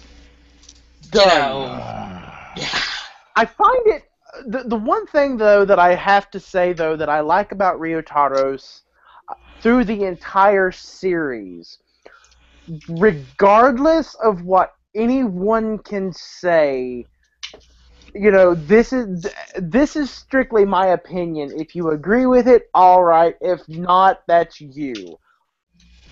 My opinion of Ryutaros is that once he gets introduced, he almost becomes like the glue of the group. Mm-hmm. Why do you say that? I want to know why you say that. Okay. Well, this is kind of going later on into the series, but I mean, look. Okay, so okay, I'm going to go there. He basically becomes a child that brings the other three Imagin together, that keeps them together, because to raise. You know, you have Momotaros, who is the harsh, who's the harsh parent, but is trying to teach the child, okay, look, you can't screw up. Stop this. You have Urotaros, who is not only is he the flouncing, the pretty boy, but he's also the one that tries to be the lifestyle. He's also the mom, but he's also like the lifestyle, be out in the world. And then you have Kentaros, who is the grandpa, and the grandma all rolled into one. Best grandpa. He's like, okay. Best grandpa ever. Yes, I would kill to have Kentaros as my grandpa. I mean, he'd be awesome. That would mean that we would have extremely weird genes, though. Half human, half Imagin. That would be extremely weird. Oh, let's not talk about that. Let's. There's also this weird change that goes through him that ties to that, because when he's first introduced, Ryuta's he's very all there. Mm-hmm. He's very seriously toned, and later he just kind of changes to that more childlike behavior. Yeah. And I don't know if it has only a little to do with Ryotaro's sister, or it's like all because of her. I can't remember. I think it's partially due to her. Yeah. I think a lot of it has to do with the fact that he was, like, essentially not captive, but, like, I don't know the word, but, like, he was not awake for a long time. He was latent in Ryotaro's body. He was latent. He was, Part of me wonders, and this is a theory that a lot of people have dropped about Ryuta, is that he might be like a physical manifestation of Ryotaro's inner child. That would make a lot that makes sense. It makes too much sense. Yes, but way too much sense. But there's kind of a parallel that I just realized when we're talking about the fact that the other three raise Ryuta, which is dang it, that relationship reminds me a whole lot of the Outer Senshi from Sailor Moon when Saturn revives. Yes! Oh, goodness. Yes. Okay. You guys can go into this territory. This isn't No. It's basically stuff happens to Sailor Saturn and she gets reborn in baby. Yes. And the Outer Senshi raise her as their like adopted daughter. Mm-hmm. Cool. And it also doesn't help that Sailor Saturn was purple, like Ryuta. Yeah. Yes. So. Actually, the colors kind of work because Pluto had the red in hers. So that's Momotaro's. Then you have Uranus, who was blue. Had and then yellow. Uranus was yellow, so she's Kentaurus, and Neptune was blue. So it works. Yeah, yes. You see my problem here? And then Moon was yellow, so. No, just the outer Senshi. Just the outer Senshi. Just Neptune, the outer one. Uranus, Saturn, and Pluto. Yes. But yeah. It's a parallel I see. However, now we talk about people who aren't Imogen. We've already talked about Ryotaro. Well, let's talk about some other people. May I say something about Ryotaro? No. Sure. Go ahead. He adds a lot of music that I really appreciate. Oh yeah. I think a lot of his, especially the dancing scenes, are some of my favorite scenes in Den-O. Oh, look, it's Heaven's Yeah. Tornado done right. Hey, I like the Heaven's Tornado art! Don't you dare diss that art! Dancing, I wouldn't- all I can think about is early on Gaim, Well, yeah. and it's really weird. But I love the dancing. I love the hip hop element that Ryotaros has to him. Right. That's something I would like to see more in shows. The very musical, specifically the hip hop element, which is I think man. overlooked in. If you didn't drop that whole hip hop thing, I would have just said go watch Hibiki, because that is music everywhere. I plan on watching. Yeah, that's Yes. music in general. Yes, music in general, that's Hibiki, but with hip-hop and stuff, Deno's awesome. But either way, going back to actually characters, let's first talk about Hana, because, I just remembered. One thing I want to talk about before we get into anything else quickly, the designs of the each of the suits. I don't know why, just to say, but my favorite is Gunform, and it's because of that freaking helmet. I love that helmet, and I have no idea why. Gunform's great. They're all pretty. Yeah. I prefer Axe form. I like the Knight's visor. I think I do like it too. Yeah. I love Knight. I love his helmet too. which Though I will admit the suit for Axe form is somewhat more simplistic. It looks like, except for the helmet, which I love. Helmet. I love the helmet. I do love. It's like a mohawk.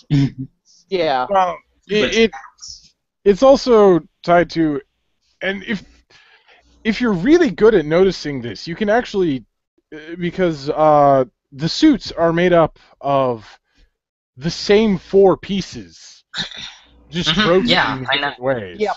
Yes. Because what happens when Sword goes to gun, that whole chest piece he has folds open to create those big wings that Gunform has. On the yeah. And then, when it's sword to axe, it's literally just them flipping the sides. And for rod form, it's the parts on the back that make up axe form's chest flip to reveal these little blue sections, and those go on the shoulder. And it's a really fun thing to watch when they're doing the form it is change. always very cool, especially when they when the eyes come over on the train tracks and The train. Yeah, and that the- is pretty cool. It's just like when the Tokyo Drift's the train. Kinda, but I think it's a Yep. little bit more elaborate, and actually I think it's a lot cooler than just having the Yep. instead of the docking of the train and then it transforming into the helmet, which that's a motif that goes through all of the Dino suits, all of them. Either way, now let's actually getting on to characters now that I got out of the way. Let's first talk about Hana, because Hana is a very interesting character in my opinion. Mm-hmm. Very She gets more interesting. explained later on in the series. Yay. Yeah. Yep. There's much of her to be seen and not be seen. Yes. Wait a minute. The way you put that to be seen. What exactly are you talking about being seen? In general, like there's much to be seen, as in like her character.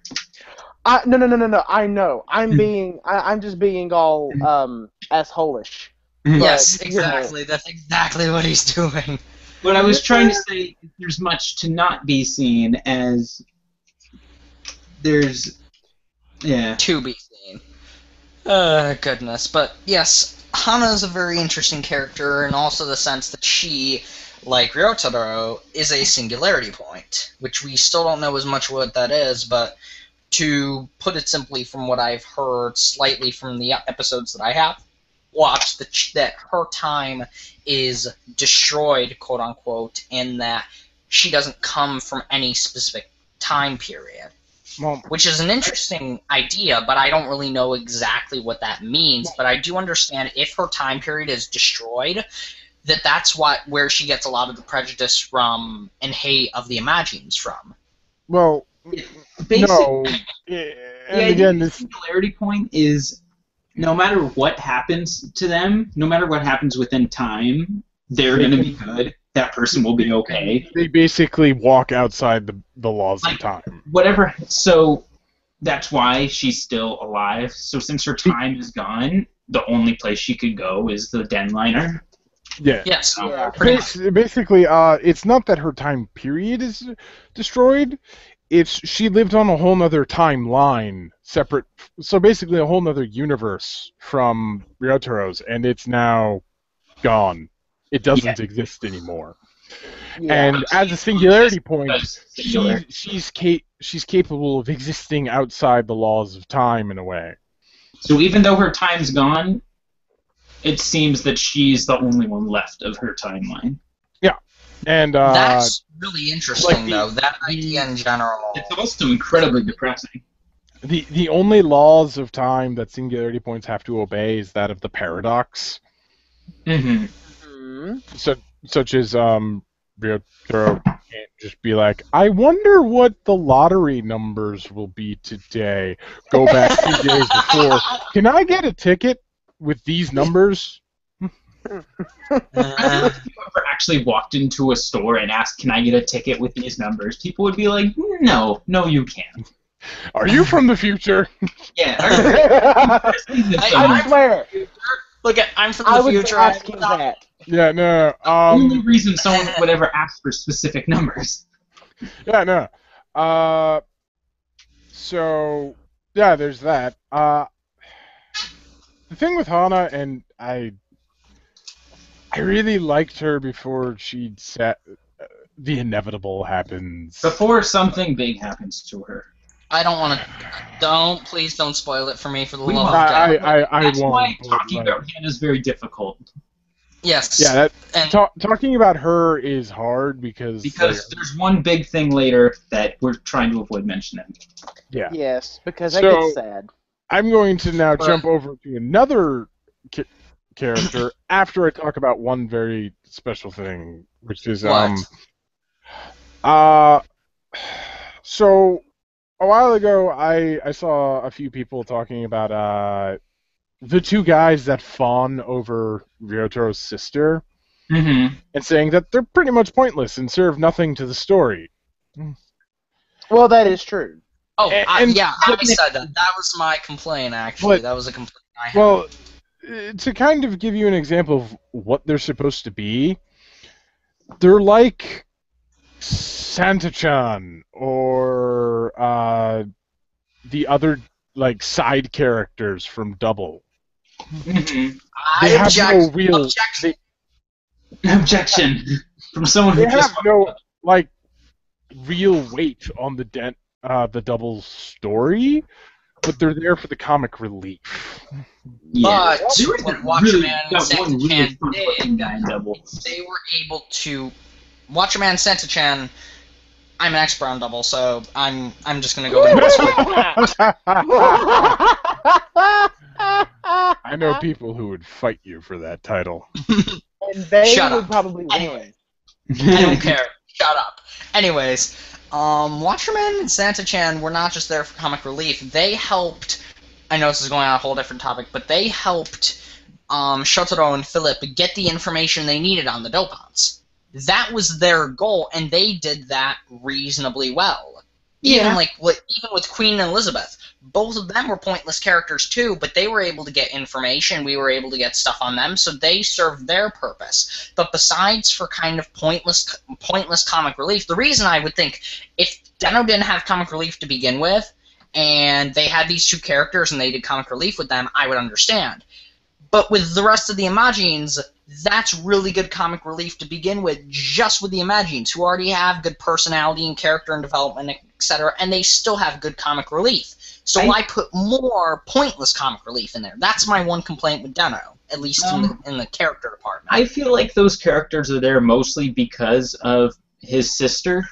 Because if they weren't there, she'd just kind of be standing there all the time doing nothing. And then... And this is what sucks about Ryotaro's sister. I think they only exist to give his sister more character, to give her someone to interact with more regularly, or else she's sitting there doing nothing all day. Majority of the show, she actually stays in that spot. Like it always. Well, Yeah. not always. There are a few episodes No, where she actually. Yeah, she's there like a good chunk of the show, and it really kind of sucks. She's just comfortable there. Yeah. There's one thing that, by the way, that just reminded me, near the end of the 14, near the end of some of the episodes, I keep noticing this person every single time I watch an episode, and every time they go back into the past, I see the man with the stopwatch. Oh! He comes into play later. Yes. Spoilers. Yeah, we actually cannot tell you. No, Like, you don't good have job to tell me. spotting that. I spotted that every single time, and I was like, wait, every single time they move back into the past, I noticed the guy with the stopwatch. Here's the weird part. At the end of one of the episodes, I see, what's her name? Heidi, is that her name? The sister? Heidi? The sister. I forget her name too, but the sister. The sister. I want to remember her name. Come on. Come on. I think it's Heidi. But I know what you're talking about. That she yeah, it's Heidi. It's Heidi. Heidi, at the end of the episode, she's in, I think, a car, and she's holding a stopwatch that, I don't know if it's identical, but it looks pretty much like the stopwatch that the man was holding. And I don't know what that means and what that factors into, but holy crap. I'll just let you know, I was just as confused at that time. Everybody was. And once again, it comes into play later. Yes. And I'm excited. We'll assure you that things are explained. It's not something that's ignored. Let's just put it like this. When you deal with stories that involve time travel, stuff gets explained later. Yes, of course. I have to say how much I love how subtle the man with the stopwatch is, instead of simply like being up to the camera, like, "Ooh, look at my fancy stopwatch." He's like, it's very mysterious, and I love it. Yeah, no, and honestly, it's also sometimes like a shot of him lasts maybe 3 seconds. Yeah. Yes. So you actually have to pay attention sometimes, or else you're gonna completely miss him. I notice him right out of the blue. I notice the pattern. I'm like, I see this man here. Go into the next couple episodes. I see him again, and I'm like, wait, this is becoming a reoccurring pattern now. Yeah. This has to mean something. And that's interesting to me. And I love that. I love plot points like that really do carry over, and that they're very subtle in the beginning, but that they really lead up and kind of come full force in the end, like an accelerating train. It's slow at first, but eventually it just accelerates, and then it hits you, smacks you in the face when you least expect it.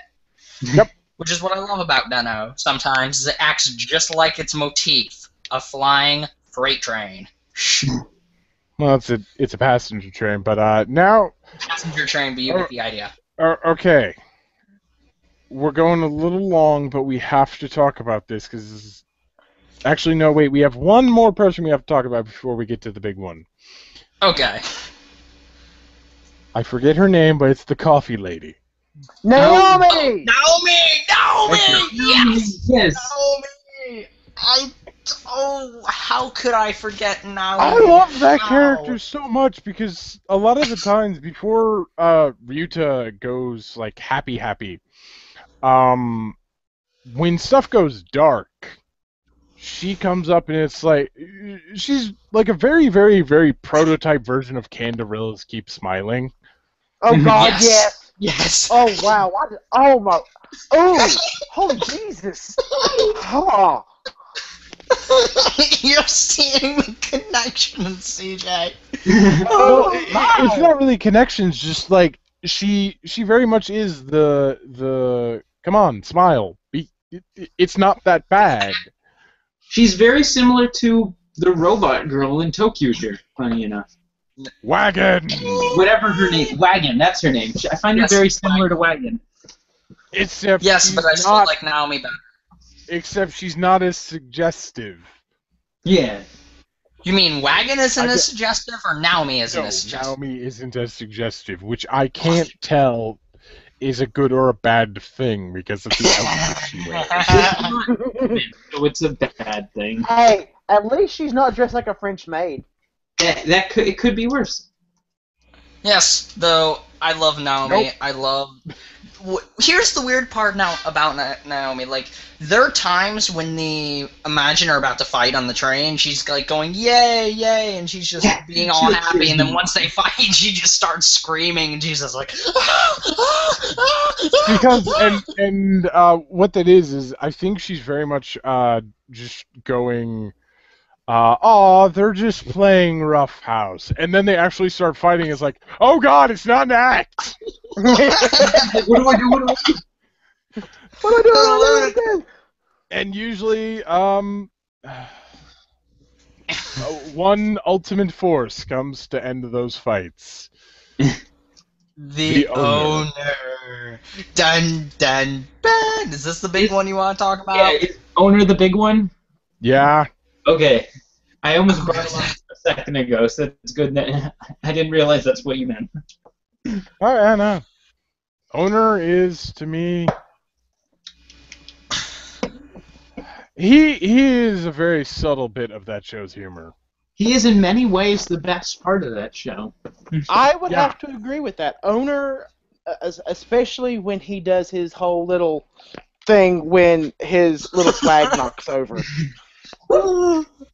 You know what? I have to just randomly do that more often in front of people and see their reaction. Just be like when I'm eating food and something happens and I'm just like, oh, just wait till the station master gets introduced.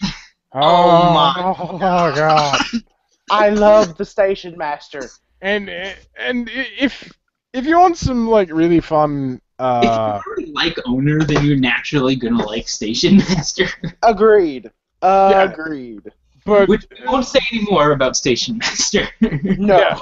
Owner is... He's simultaneously one of the show's funniest characters, but he's also one of its most terrifying. Because he has no problem throwing you off that train like that. No, Yes, he doesn't exactly. put up with bullshit. And if you want to know how much of a great how beloved he was, he had a cameo in an anime series called Hayate the Combat Butler, Uh-huh. and it was super brief, but I have a little shot of it right here. Wait, you mean the owner or The owner himself cameoed very briefly. Oh, I How do see you the know? flag. I see the flag. Oh. I see That's the awesome. flag. Oh my. Yeah, That is cool. That How is do people really even cool. notice that? I would have never noticed that on my Yeah. own one. It's I figure that out. That is too cool. you just pay very close attention to the background. I really, dude, is that actor still like doing stuff? Because I think literally he will is. just see him interact with Conductor from Tokuger. I really want to see that. Okay, I Best want, crossover ever. I want that. I want the actual Tokyo Gaim crossover to like have some meaning happen later, because I'm still just sitting here like, what's the deal with Narutaki? And now he's got his buddy Sarutaki. That was the weird part. Yeah, I always forget about that part of that movie where he appears. Yeah, and it's super brief. And the thing is, And he has a puppet. yeah, Yes. who I call Sarutaki. It's a monkey puppet. either way, Here's what I hope for. Here's what I hope for. Yes, it's kind of diverting, but it is kind of also on topic. You know, there's going to be a movie soon, if it's not already out now, where Dino actually interacts with Tokuger. I really I hope so. want to see Owner work with Conductor. Wait, you mean the Kamen Rider Tyson movie? Yeah, Yes. Tokuger and Kyoryuger are going to be in that. Yes. Yeah. Tokuger, Kyoryuger, and Dino. Because Dino forms the legs. I feel bad for like the entire like hardcore part of the fandom that likes characters like Tendo and Because, like, that movie is going to have so much comic relief. Yeah. But there was the 3-minute preview they released when the movie originally came out, and it looked great. And there was Kabuto fighting against Stronger. It was, oh my. Either way, now we're just diverging from Deno here. So we've gotten through kind of all the stuff we need to get through. All the characters we can talk about. So who knows? We might do like a second one of these for when Thomas here finishes. I'm gonna finish it. I'm finishing it this weekend, no doubt. But I want to do something different next week when we actually get to this. Oh no! We need to do this next week and after you've finished watching Deno. No, we're not. I don't want to do a part 2 of this yet. I want to wait a bit before we do a part 2 of Deno because I want to do a little something new. But speaking of which, what we need to mention though, before we get to the rest of this, I just want to say, I don't know if people have noticed, but we've actually been doing some of these podcasts weekly now, and we have finally now decided that we are going to make this from a bi-weekly podcast to a weekly podcast! Woohoo! Yay! And I'm going to put an asterisk at the end here that says, try. We're gonna try. There will be weeks without it, but maybe. Sometimes months, sometimes you. No. Centuries. It But just killed. We're gonna try our best, but again, sometimes life gets in the way. Yeah, of course. Understand that Which only is one of fortunate us that is we young have enough. members, because it's quite often that people can't make it. Luckily we have quite a bit of people, so we typically have enough to make up for it. Well, true, but also understand that one of us is only one of us. Well, two, if you count Sebi, are in school, that are actually under 18 that don't have jobs. The rest of us, I don't know about you, Dylan, because we haven't talked about that. The rest of us have a job, and it can get crazy. Right now, not for me, because I work from home. Next month, I will haha. But either way, point being is that we are going to try our best to make this a weekly podcast now that this is becoming slightly more popular and, all of this other stuff. And we just want to do it for the heck of it and see what we can get out and just to experiment a little bit because that's what we want to do. And we have fun doing this and we have fun seeing what you guys think and the fandom and talking and we enjoy all of this. So, yeah. No, I'm not doing it for the heck of it. I'm doing it for you guys. I'm doing it for the fans. That's what I'm saying. We wouldn't be here if not for you guys. To be completely honest. Yes, you guys are awesome. Every one of you are awesome. Yes. While we will attempt to do weekly, you may see different people per each one, though. Yeah. Yes. Because we're going to try something different. Anyway, we are about to hit like 2 hours. 2 hours. Something we try not to do because we don't want to take up a whole bunch of your time. Yes, of course. So let's bring our final thoughts to Deno as we said before, and let's get off at the next station.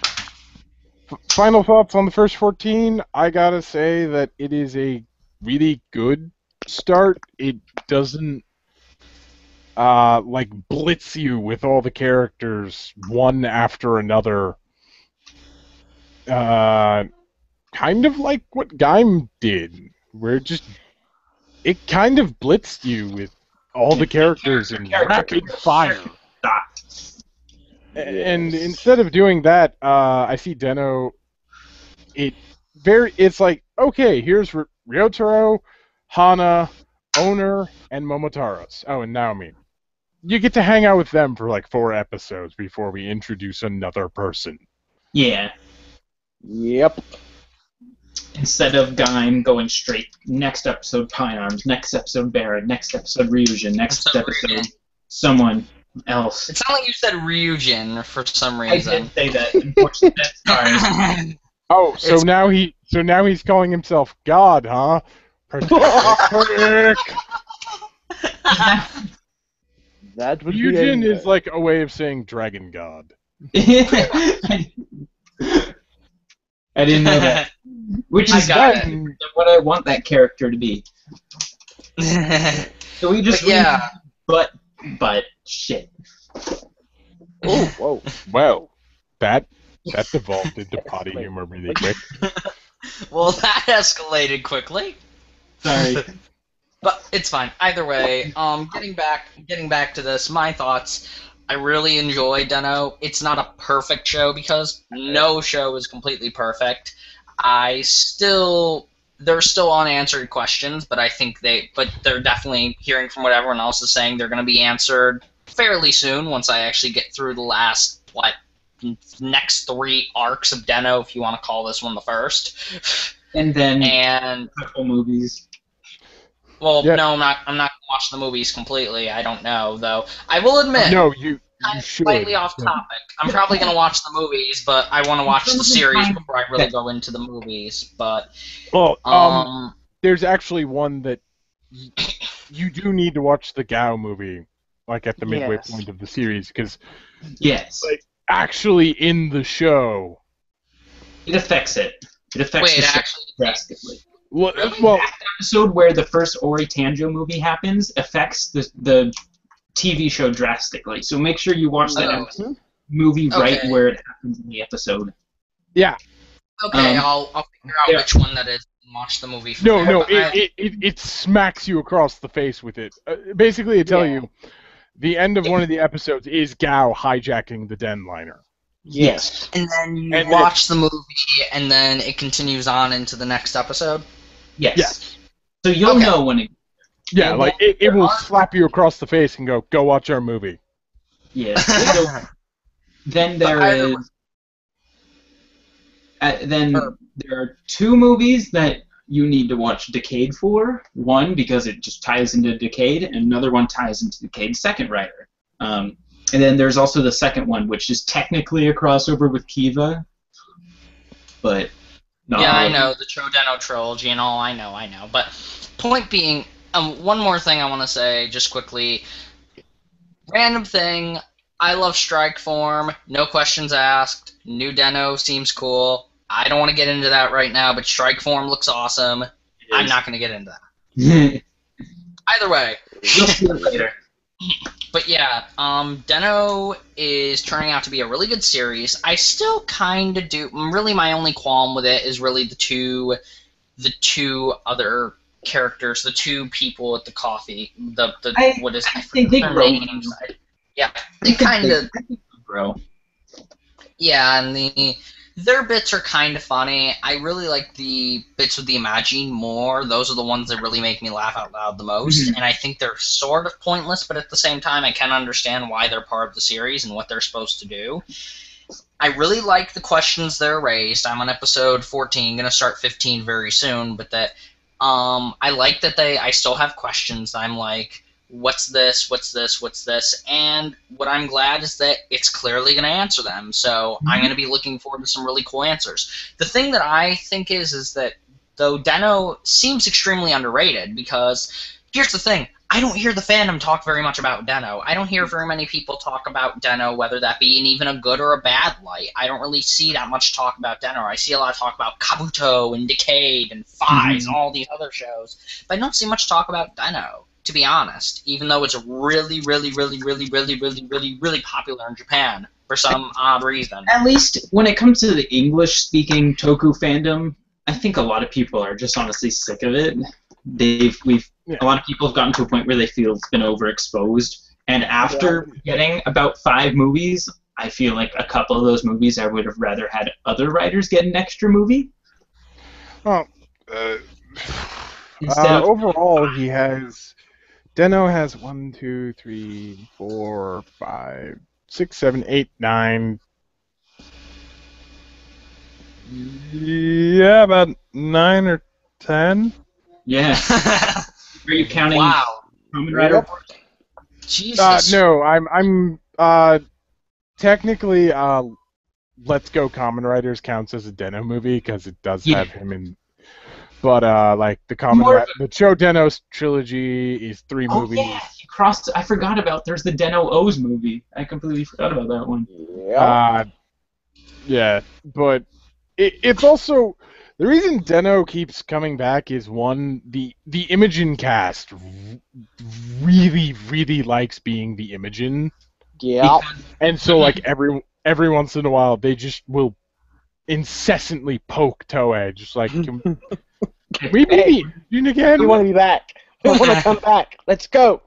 Also, because them all being well-known voice actors, it's probably a lot easier to get them than getting majority of the actors, considering they've pretty consistently gotten all the voice actors, yet they can't even get the original Den-O actor back. Yep. But Yeah. and that's why they introduced new Den-O. Yeah. To kind of just like give a fresh face to it. Because at this point, Momotaros basically is Den-O. The Imogen themselves are Den-O at this point, and it's really entertaining at times. Momo just throws on the belt. Yep. But it also, again, all comes back to Den-O is Toku's current and only stable time travel thing they can do. Yeah. So, like, for those who have seen Superhero Tyson Z, when they needed to, or not Z, the regular one. Yeah, the first when one. They needed to go back in time. Who do they call? Den-O! That's actually... It's not even that they call them. It's kind of appear. Well, it's because it's a Toei in-joke, because in one of the Den-O trilogy movies, Kaito stole Momotaros' pudding. Yeah. What? So he pulls that out, and like the Denliner comes rushing onto the scene, and Momo opens the door and it's like, "You!" Kaito would be the second writer from Decade. Dien stole Momotaros' pudding. And Goodness. And during that movie, they do make the comment on they are basically a Sentai. So yes. I come up with that on my own. Yeah. They make that comment directly in the movie because they're meeting with some of the Gokaiger cast. Yeah, and so that's why they keep coming back a lot, is because the actors like being voice acting. It's super easy stuff. That and the toys are really inexpensive to reprint. And make, yes. It was a popular show, and there's a reason for that, which I think a lot of people don't realize. Yeah, people like to talk crap on it, but there's a reason why it's done as well as it did. Yeah, like to answer a question that was asked by some people I know, which was, why does everyone keep talking about Den-O? They talk about it because it is good and it is worth talking about. Yes. Because not a lot of podcasts, not a lot of Toku podcasts actually do talk about Den-O. They talk about what's currently going. Yeah. Majority of Toku podcasts I see just talking about newest episode of Kamen and Tokuger, which is cool for a lot of people. I watch a couple of those, but there's only so much you can hear about the current episode. Yes, of course. And I mean, sometimes going the old way. Yeah. And I mean, sometimes going old school is a good thing, because I mean, a lot of the old school stuff does not get talked about. Because that's why we're here. Everybody watching this podcast probably already knows about Gaim and Tokuger, so it's nice to talk about some older stuff that they may have probably not seen. Yeah, that was our freaking first podcast, for goodness sakes. That was our first podcast. We did Gaim and Tokuger. Superhero time. But either way. To talk about, but, you know. Yeah. Though, admittedly, all three of you, I was in the middle of talking about my opinions on the show, and you guys just hijacked my den liner. It's fine. I was more or less making a joke. And him too. Anyways, but point being is that for me, Den-O, I love the characters, I love the story and everything, and yes, I think the people at the coffee shop will grow on me. I love, as I said, that there are definitely a lot of unanswered questions, but that they will be answered, and I'm really excited to see what's going to happen. That I think it really is an underrated show that should be appreciated by a lot more people than it is, even though it's more silly, kind of bright and colorful, and has its humor. It's still a really, really, really, really deep and good show, and still has those elements. It balances both the comedy and hopefully the drama as well. Yeah. And I really enjoy that. I've had people that typically don't like comedy, but when they see Den-O, they for some reason love it. I've heard that a lot of people that aren't very into comedy, but then they see it and they're like, "Oh my god, why is this so good?" Yeah, that's my reaction. I don't really like comedy that much, and yet I love Den-O. I absolutely love Den-O, and I love the different motifs and everything, and it's just, I don't even know how to explain it. I just love it. Then now that I've gone on my 2 million mile rant, I'll pass it on to CJ. Share your thoughts, my friend. Simply put, as has been said by pretty much everyone here, and I'm just going off of what I know, and not to try to repeat anyone. Den-O, just the first 14 episodes, it gives you a lot of information, but it does it in a way that it's all understandable. It's not slapping you across the face to the point of, oh my god, okay, I'm not going to be able to keep up with this. It's in a way that, oh, okay, so that's pertinent, I got to remember that.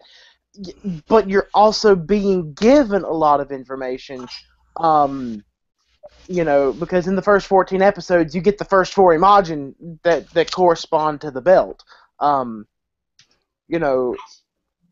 So I was like, yes, please, Noah, bring it up so we can see the buttons. It also does a good job of reminding you on information instead of just expecting you to remember things. Right. That's another one aspect of Den-O that is a very good thing, because comparing it to other Kamen Rider, you almost have to remember what happened last week. They don't. And if you don't, well, you're screwed. Whereas the first shit out of luck, son. A lot of Kamen Riders, there's a week gap between each episode in their writing. And they expect you to remember more than you can. And whereas a part of that it gets worse when you have stuff like what's happening with Gaim right now, where they're having 2 to 3 week gaps. Because they keep. That's like what's going on right now.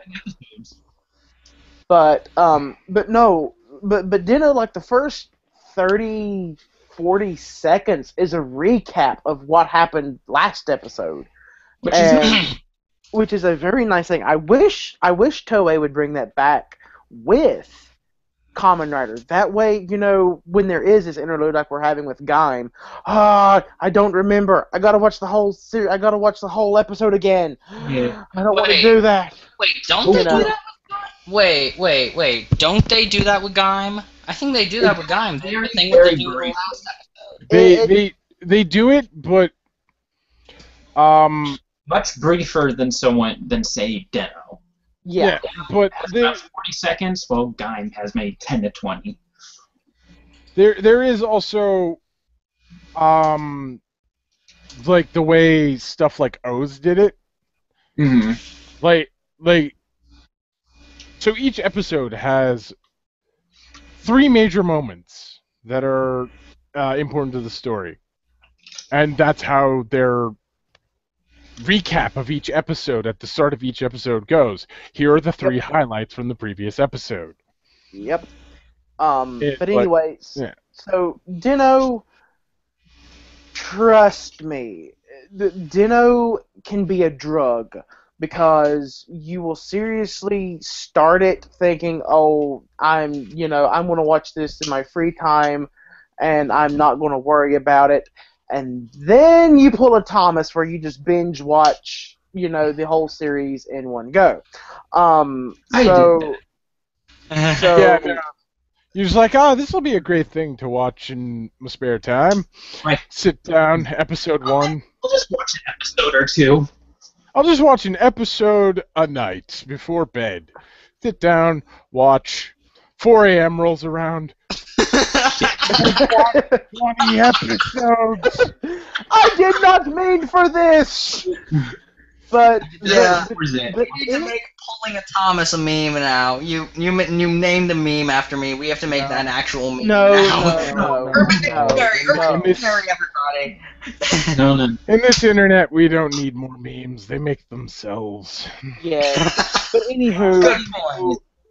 Anywho, if you start watching Dino, be prepared to want to watch the entire series in one day, and also be prepared to cry.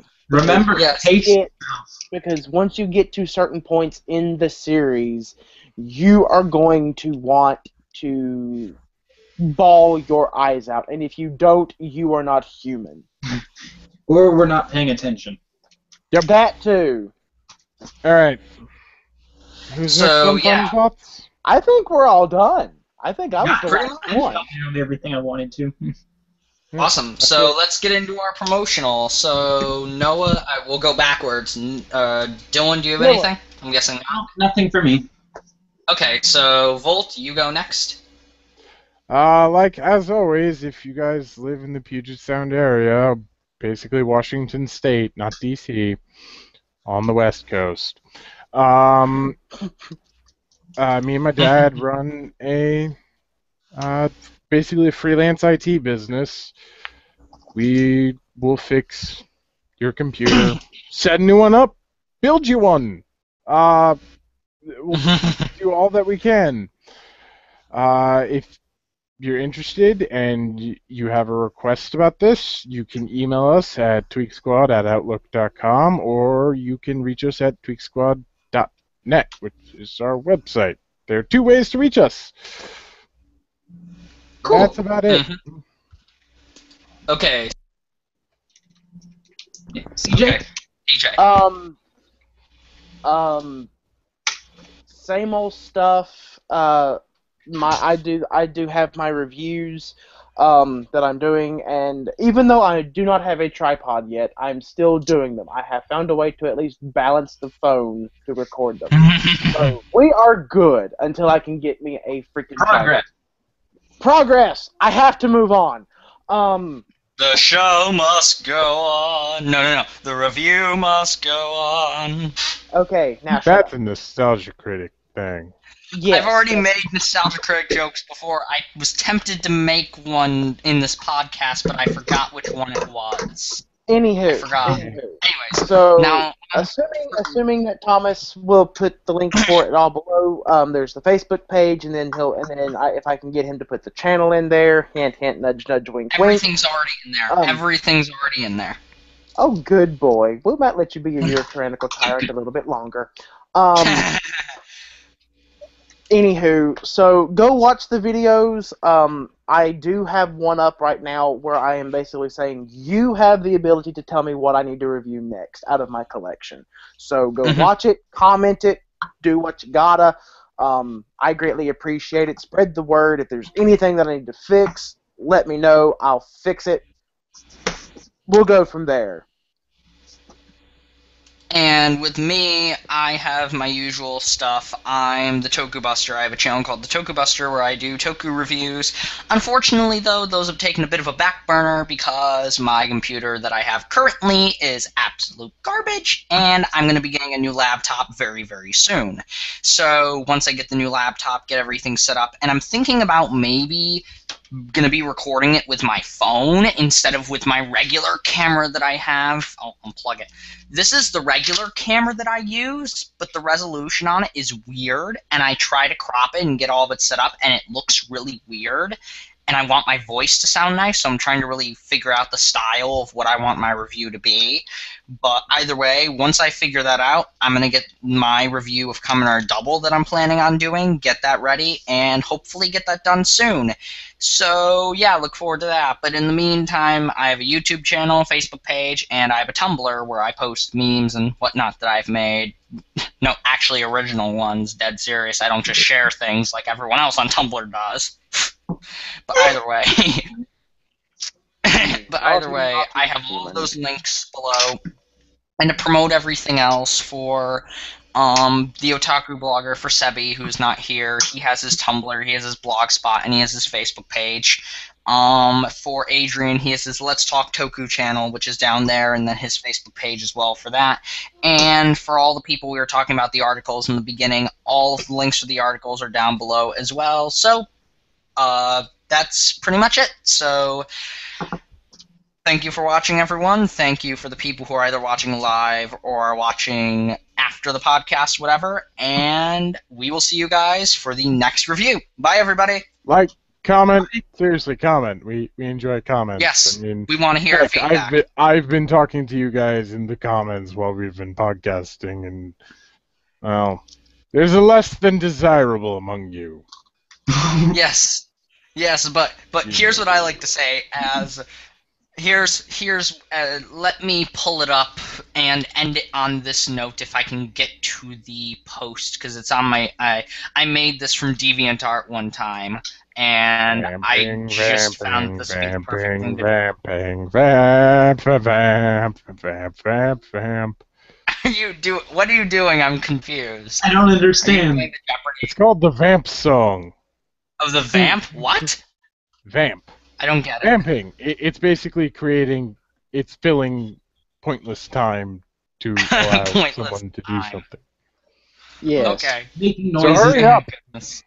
I'm trying. It's hard for me to get to the meme because it's all the way the freaking back of my page. Because oh my god, where would this thing be? I know it's here. I know it's here. Come on. There it is. Why there do it is. you have to Okay. post the meme? Screen share. Just no, trust me. This is what I have to say. This is my response. This is my response to you all. This is my response. Dude, I have that. I showed that in. Oh my god. I made that. I was actually the one who made that. I swear I was the one who made that. I'm talking about the derpy poster. The what? Huh? Oh my god. What?